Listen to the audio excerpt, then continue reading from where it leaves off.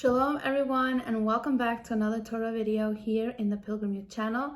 My name is Elizabeth Denicio, and let us continue with the Torah study based in the chapters of Numbers 26 all the way through 30.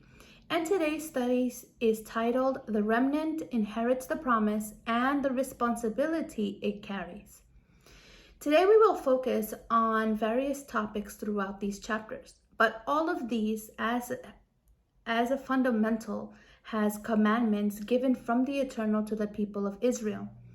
And all of these commandments was with one purpose, and that is to guide them through the desert and help Israel live a life in obedience and consecration, which would, at the end of their pilgrimage, once they would get to the promised land, give them the right and be worthy to inherit the land, the promised land that the Eternal had for them.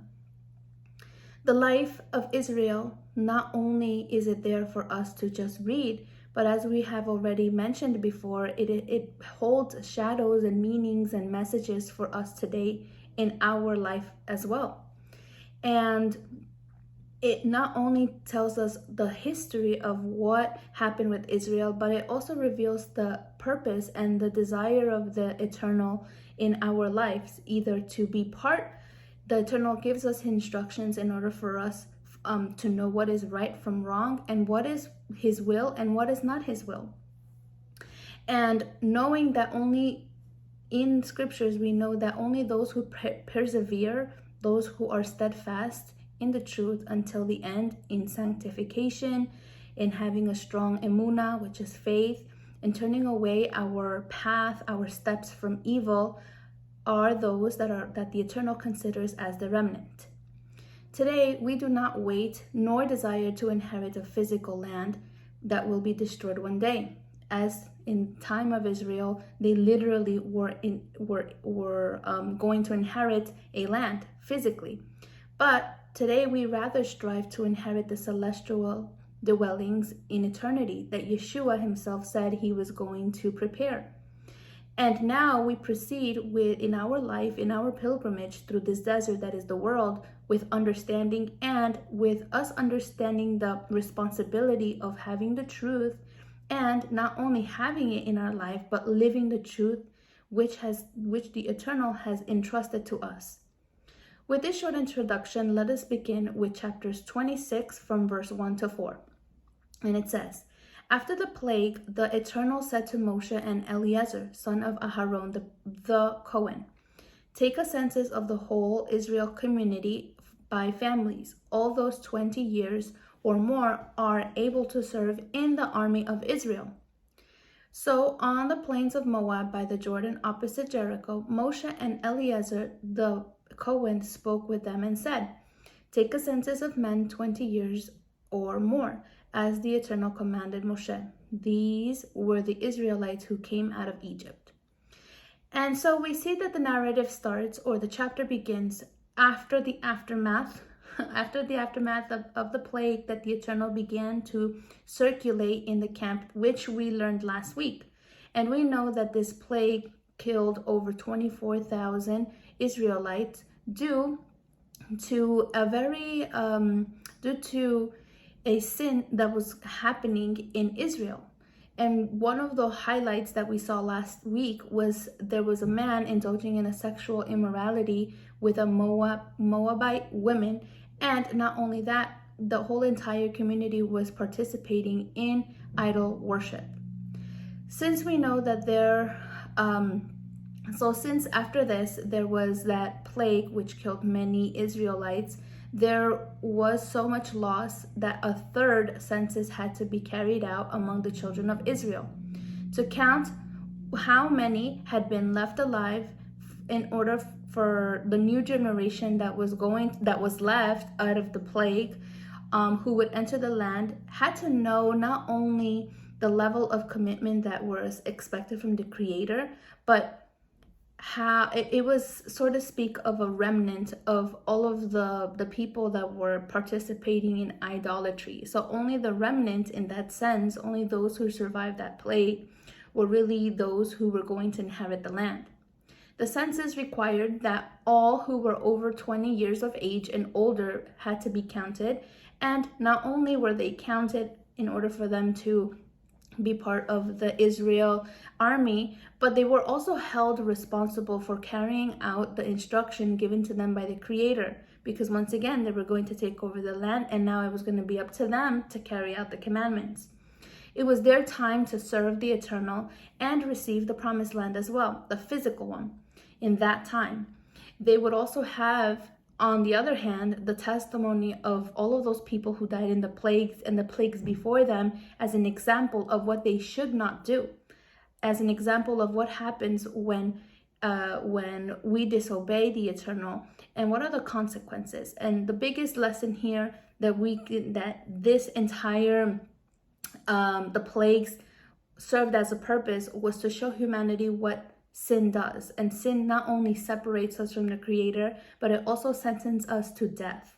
Because in the long run, although the death doesn't occur in the way that happened in this moment of a plague, but in our times today, it happens through a spiritual death, where then we live a life of no direction. We live a life where we don't understand, we don't have a purpose, and therefore we take decisions that are not in wisdom. We take decisions that affect our life spiritually, emotionally, economically, in every other sense, because we as human beings have to come to understand that we're nothing without the Creator. And here we see that same thing. In order for us to be part of the remnant, those who don't die spiritually in today's day and age, we have to have the truth and we have to live the truth. And the truth is, that's why Yeshua said the truth will set you free. Having the Ruach HaKodesh, the Holy Spirit, as many people know it, helps us and guides us to the celestial place. And here we see that the remnant that stayed alive had to be focused and persevere had to persevere to inherit, in obedience to inherit the promised land. And as I said, this same message goes for us today. We also have to persevere, having our full attention on our goal, which is to inherit the heavenly promise, and strive day by day to achieve it by being responsible, upright, and imitators of those who their faith and perseverance achieve the promises. From verse 5 in this chapter all the way until verse 65 details that once Israel arrived to the land, Moshe and Aharon and Eleazar arrived to the land of Israel, which they had not yet, but they were already organizing on how the organization was going to be carried out in the promised land. Here we see that Moshe and Eleazar had to distribute the land equitably. And this process of how the land was going to be distributed was established by Elohim. It wasn't distributed because of what Moshe thought or what Eliezer thought, but of what the Eternal wanted. So each tribe in this situation would get their portion of land according to the number of the members in each tribe. So for example, if Reuben had more, then he would get more land. If Benjamin's tribe had less members, then they would get a smaller portion. It was all going to be according to the number of people in that tribe, and that was going to determine how much land they were going to get from the Eternal. In this action, we see how the Eternal shows his righteousness and how he shows justice to his people, and how he has control over every aspect of their lives. That's why everything that happens in our pilgrimage, if we are obedient and we're living the truth and we're upright, we have integrity, we walk with integrity, then everything that happens in our life is for our own good. With this, we're going to go into chapter 27. And here we're going to see that the chapter splits we're going to see different aspects of different people, characters of what was going on in this time of Israel that was about to go into the land. So from verse 1 to 11, we will read about the daughters of Zelophehad, who were from the tribe of Manasseh, and they came before Moshe with a request. From verse 3 to 7 details the problem and the solution the Eternal gave to these women, to these sisters.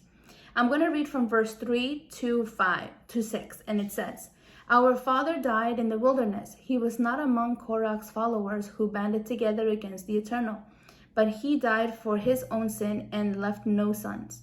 Why should our father's name disappear from his clan or tribe because he had no sons? Give us property among our father's relatives. So Moshe brought their case before the Eternal, and the Eternal said to him, what Zelophehad's daughters are saying is right. You must certainly give them property as an inheritance among their father's relatives, and give their father's inheritance to them.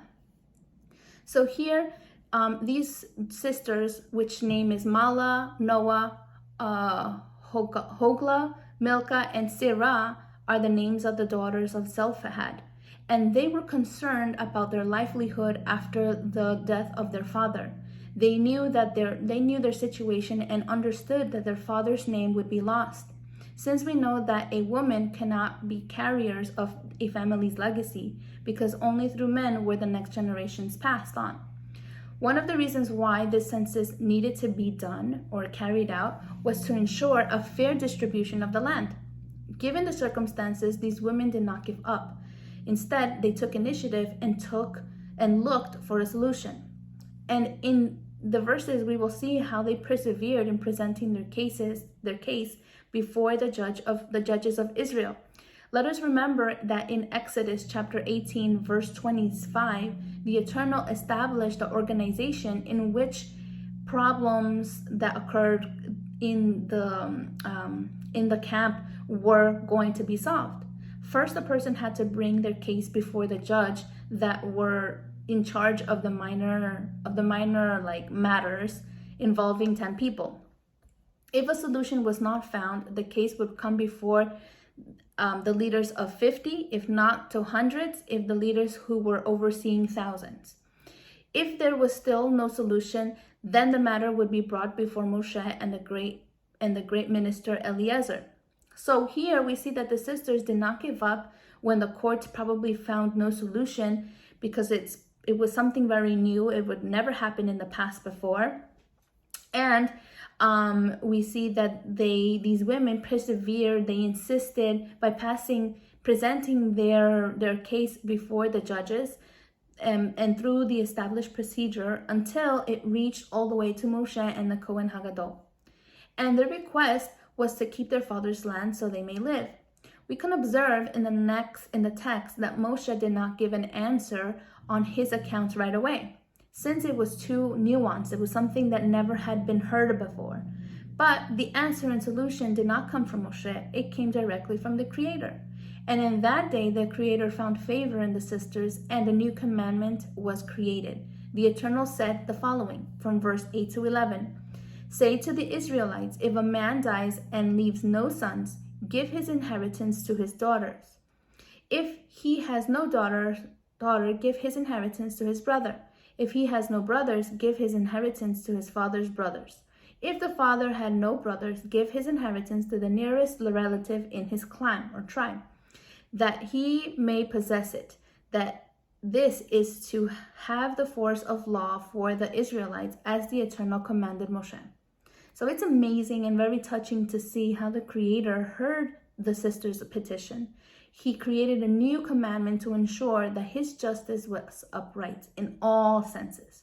And passages like these are usually taken out of context, because here in this time, men had a greater prominence in different matters such as land ownership. From a feminist perspective, it is seen as an unjust and excluding matter for women. And with this, where people say that the Eternal apparently does not give the same privileges or rights to women. And with this mindset, they are suggesting that the Eternal is unjust. This worldly idea or thinking occurs when there is no understanding of the instruction and there is no regard of the order established by the Creator, thus giving Elohim a bad image when in reality his justice is shown here. In fact, the fact that the Eternal listened to them and attended to their case that until then had not occurred, right? It had not occurred, but instead of saying no, they cannot have it because they're women, the Eternal created an entire commandment to a situation that would happen similarly in the nation of Israel. So here the Creator establishes how an inheritance was supposed to be distributed among the family, among the tribe. It was decided that the land had to be given to the daughters. If not, it would be given to the father's brothers and so on, or lastly to a close relative of the paternal house that could inherit the land. From verse 12 to 23 takes another topic, which we will see how Joshua successes Moshe. From verse 18 to 20 says the following in the same chapter. So the Eternal said to Moshe, take Joshua, son of Nun, a man in whom the spirit of leadership, and lay your hand on him. Make him stand before Eleazar the priest, or the Cohen, and the entire assembly, and commission him in their presence. Give him some of your authority so that the whole Israelite community will obey him. Here we see that the Creator orders Moshe to in the previous verses, to come meet him at Mount Abrim so he can contemplate the promised land from afar. As we have seen already that Moshe was excluded from actually entering into the promised land for what happened in the waters of Mimra, which we have a video all about it. If we can put it in the description below, that gives us more details of what happened. We see that before entering the promised land, the Eternal continued to give Moshe instructions of what they had to do. So we see that what Moshe wanted to ask the Eternal, or what the Eternal was about to tell him, was who was going to succeed him, who was going to take his place after Moshe died, but also who was going to take his place in leading the people of Israel into the promised land.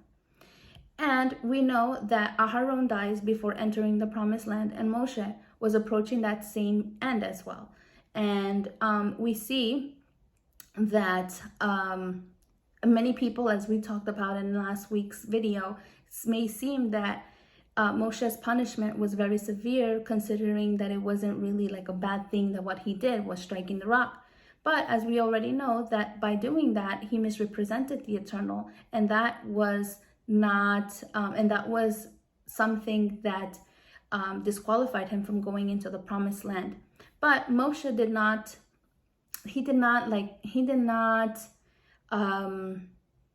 fret over it. He was not discouraged by it. Instead, he knew that the Eternal was going to give him something even greater, right? In a human perspective, we tend to lean towards the good Moshe did in his life. Like, this is everything that he did good, and this is one thing that he did bad.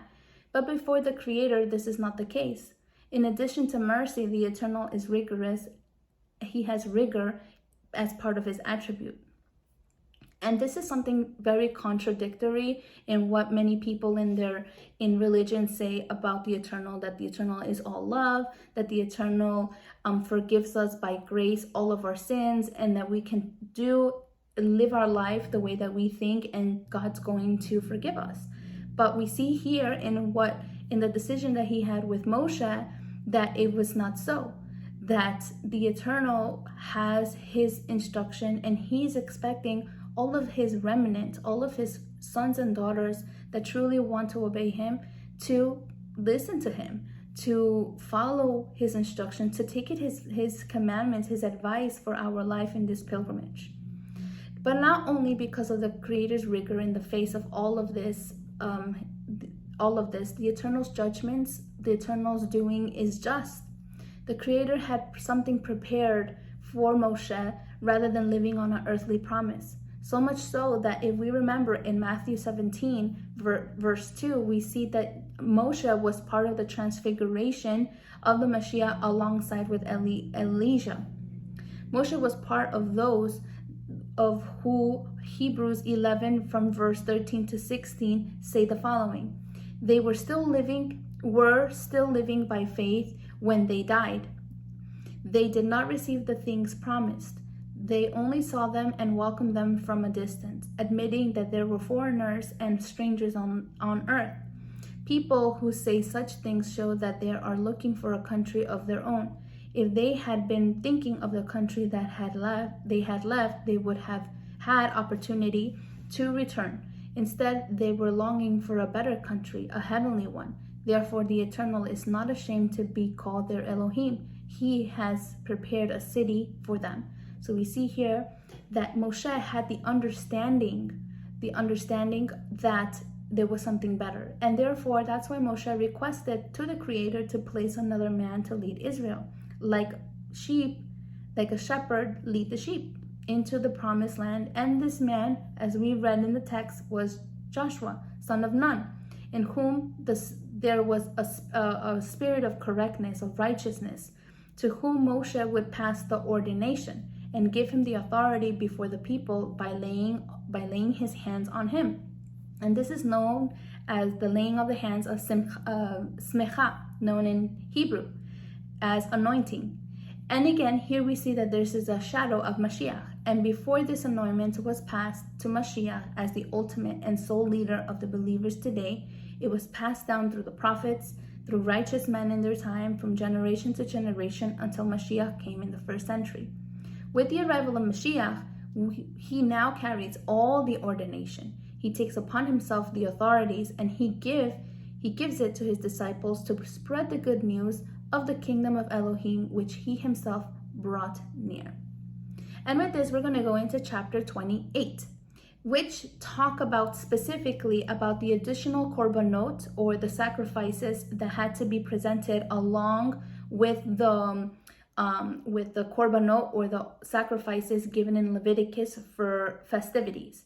So we remember that this chapter describes some of those responsibilities that the new generation was going to have to practice inside of the promised land. And as we know, korbanot means it's translated as offerings or sacrifices. These offerings consisted of sacrifices of certain animals. They were presented during the holy appointments or convocations, either by vows or voluntarily. This chapter describes the korbanot that, in addition to those reasons, were necessary to present as part of the responsibility that came with inheriting the promise. In Numbers 15, chapter 15, we studied how the Creator adds additional instructions to the korbanot, that when presenting them, they had to add something else depending on the animal and according to its number. Considering this, the chapter begins with the daily offerings from chapter 28, from verse 1 to 8, which tells us the following. This consisted of the sacrifices consisted of the 2 lambs without defect, and was presented in the morning, and 1 was presented in the afternoon by sunset. Each of the lambs had to be presented accompanied by the additional element that the Creator instructed in Numbers 15. And this same process went on for the offerings of Shabbat. We have in this chapter, we have an offering, a monthly offering that we know that begins at the beginning of the month, Rosh Chodesh, at the head. And not only these additional korbanot were also going to be accompanied or given in the solemn feasts. As we have learned already from Leviticus 23, that korbanot had to be presented. So additionally to those korbanot, these ones had to also be presented before the Eternal. And we know again that these festivities have shadows of Yeshua's either fulfillment of the prophecy or prophecies that Yeshua will come and fulfill in the future. And in this chapter, it gives specification of which solemn days or feasts were the people of Israel going to bring these korbanot. So we have Pesach, we have Matzot, and we have Bikurim. So we know that Pesach was the time where the Eternal overlooked the houses of Israel that had the blood of the lamb. Matzot is the unleavened bread that shows us that we have to live without sin, that doesn't puff us up like yeast does. And Bikurim, which is the first fruits. These are the 3 you can say festivities that make up the spring festivities, block of festivities. So all of them were fulfilled and are going to be fulfilled by these three, were fulfilled by Yeshua's first coming. Who was the sacrifice? Who was the unleavened bread and the first fruits? As we can see it confirmed by Johanan the Immerser in John 1:29. And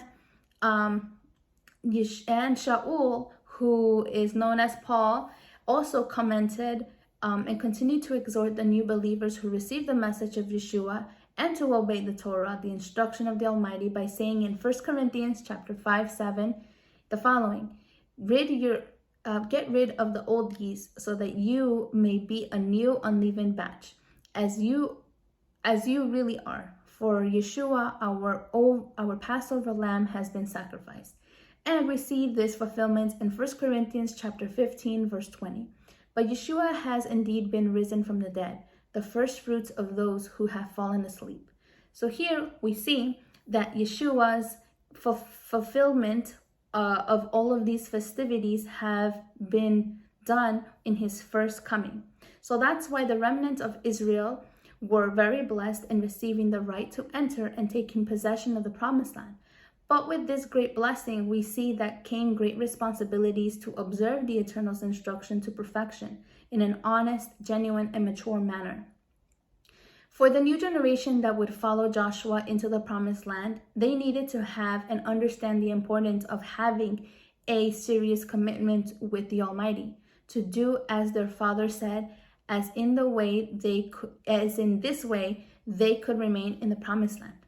As Colossians chapter 3, verse 23-24 says the following: whatever you do, work at it with all your heart, and as working for the Eternal, not for human masters, since you know that you will receive an inheritance from the Eternal as a reward, and the Eternal and Yeshua you are serving.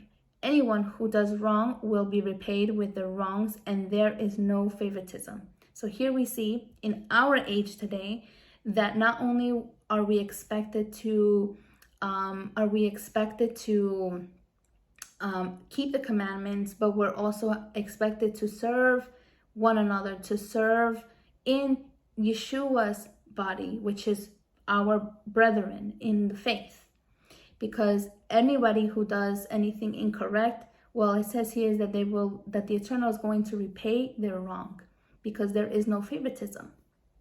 And with this, we're going to go into chapter 29. In this chapter, it continues to cite the additional instructions now regarding specifically about the korbanot that had to be carried out. Excuse me. And now it had a special focus on the autumn festivities, which is Yom Teruah, Yom HaKippurim, and Sukkot. It can be seen that there were many korbanot, there were many sacrifices that the Levite had the great responsibility to fulfill these commandments in a correct manner. So not only that the Levites can live, but also the people of Israel would be accepted before the Almighty. All of this reminds me of the dedication of Mashiach, because Yeshua assumed the weight of our transgressions so that without impediment we could approach the Eternal. He had an enormous responsibility that he had to fulfill completely. Yeshua denied himself and became obedient until death. His perfect korban, he replaced all of those korbanot that were delivered when there was a physical temple where the presence of the Almighty resided. By reflecting on Yeshua's delivery and sacrifice, all of this should make us conscious and consistently grateful to the Eternal for the undeserved favor that we are receiving, and at the same time reminds us of the importance of valuing Yeshua's work and being obedient to the Eternal, putting his instruction into practice every day of our lives, and purifying our holy garments through the holy breath, Ruach HaKodesh, and the word of the Eternal, which are the waters that we have and that the Eternal gives us to cleanse our path, so that when Yeshua returns, we will be found with our white garments and considered worthy of his great salvation. With this, we're going to move on to chapter 30. And I'm going to read from verse 1 to 2 that has a very interesting and important message. Moshe said to the heads of the tribes of Israel, "This is what the Eternal commands. When a man makes a vow to the Eternal or takes an oath to bind himself by a pledge, he must not break his word, but must do everything he says." So here, as we have studied in previous occasions, a vow is one of the 5 ways that we as human beings can give to the Eternal Father. We know that these are valid even in our time today because we can still commit our lives to the Eternal. We can commit certain aspects of our being to the Eternal. So the word vow or vote in Hebrew is called nadar, which its primary root is promise or make a pay or vow promise. An oath is in Hebrew is translated as shaba'ua, which refers to something sworn, conspired, solemn oath.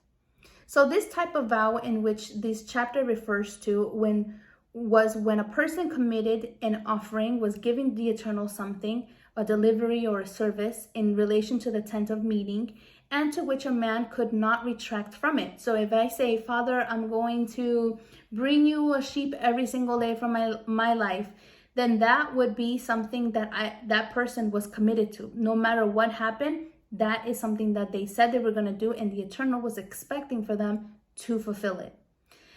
We also remember what happened to certain characters that promised something to the Eternal and backed up and did not follow through. For example, Jephthah, who swore to the Eternal to give in sacrifice whatever would come out of the door of his house. And we know that his daughter was the one who came out first to come and greet him, and he immediately regretted making that vow.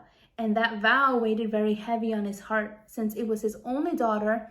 And here we see that it's very important that if we are going to make a commitment to the Father, it should not be made based on an emotion, which is something temporary, but rather based on a true conviction. And despite the circumstances we're going through, that doesn't alter what we already promised to the Eternal we were going to do. It should not affect what we decide to do and how we are going to fulfill the promises that we give to the Eternal. We see we will see in future videos that in Deuteronomy 23 from verse 21 to 23 says that making a vow or a promise to the Eternal is not a commandment. It's not something that the Eternal is asking from us. But the Eternal or the Creator does expect us to fulfill, to keep our promises, our vows, and our oaths that we make to Him without delay. And it's something that made me wonder, why does the Eternal bring so much significance of us fulfilling something that we say? If we say that we're no longer going to drink, or we're no longer going to be disrespectful to our parents, or something that we give the Eternal to, then why here do we see that the Eternal is explicitly instructing us that when we say something, we have to fulfill it? And we see throughout the entire scriptures how the Eternal conduces himself, how is his actions like with humanity. And if we see throughout history of humanity, the main way he does or he promises things is through pacts, is through covenants and promises. And we see that the Eternal fulfills them all. He is firm and he is in his promises. He is true and he doesn't change. So therefore, we as his creatures, we as his creation, we as his children is also expecting us to act in the same manner, with firmness, righteousness, and responsibility, both with him and with our neighbors. Now we're going to see a slight difference ordinances in the case of women who are under authority. As we know, the Eternal has established an order that we also find in the Brit Hadashah, where Shaul explains why a woman must wear a sign of authority on their head. Because we are undercover. So first, there is the Eternal, who has the head of Mashiach. Then, who is the head of Mashiach? The Mashiach is the head of the congregation, where in turn he is the head of men. And the man is the head of a woman, and therefore her children, she is the head of her children. And this is important to honor the order in which the Eternal has established since creation. In today's world, in today's feminism perspective, this is something unthought of, something very extreme, but we see how the Eternal has left it, right? This is the Eternal's will, that we should conduce ourselves with knowing who is our authority. From verse 3 all the way to 5, scripture details if a young woman with knowledge and conscience commits herself to the Eternal to do something, a vow, a promise. In order for this to be carried out and be taken seriously by the Eternal, she had to have her father's consent. If he approved, then there was no impediment. But if he could not, it could not be fulfilled.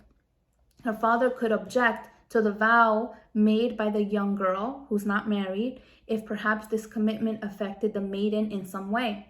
The instruction protects the young women, and well, today we can apply it to both boys and girls, because we know that it is somewhat complicated stage where, due to inexperience, hasty decisions can be made, and many times it's directed by our emotions. And that's why it's very important for us to honor our parents, because our parents have much more experience that can help us take better decisions. From verse 6 to 8, it says the following: if she marries after she makes a vow, or after her lips utter a rash promise from which she binds herself, and her husband hears about it but says nothing to her, then her vow or the pledge by which she bound herself will withstand.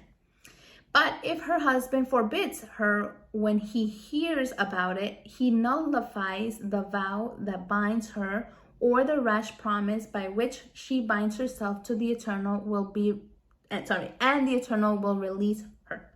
So we see here that the Eternal, being the Creator, respects the order that he establishes and the authority that he gave to men, because he cares about the family. We should not see this from a feministic or feminist perspective, where it is believed that the Eternal always favors men, because the women were not prevented from making vows, but both had the same opportunity. Rather, the Eternal is protecting the women, because it is said that sometimes the female sex tends to be more emotional than the more masculine sex. And this does not mean that women are not wise, or that we can't make wise decisions and cannot make correct decisions, or cannot make correct decisions, but each one has their role and functions. And the man is responsible for being the ministers of their home, and the woman is under that authority of her husband. Therefore, if she's committing to doing something that could affect not only his wife, but his family, this man had the responsibility of deciding whether it would be something that would edify, that would construct the home in a positive manner, or if this vow was going to be a detriment, was going to be a burden on the family as well. And we know that all of this is a shadow of Yeshua, because Yeshua himself submitted to the Eternal Father, who, as we know, is the head of Mashiach. And we see this in Yeshua's response in John 14, verse 28. You heard me say, I am going away and I am coming back to you. If you loved me, you will be glad that I am going to my Father, for the Father is greater than I. So even Yeshua shows us that he respects this order that the Eternal, the Creator, has left for humanity. And to say that we, either as women or men, are saying that we are not going to submit to this established order, then it's us being against the Eternal's will. So we can see how it's very important for us today to get to know what the Eternal has established, for us to live a life that the Eternal wants us to live in this life, because he knows how he's going to guide us through all of these perspectives, humanist perspectives that not only does it astray or distracts us from the true purpose of our life, but it's very important for us to know that when we're going to make a promise, we have to keep it.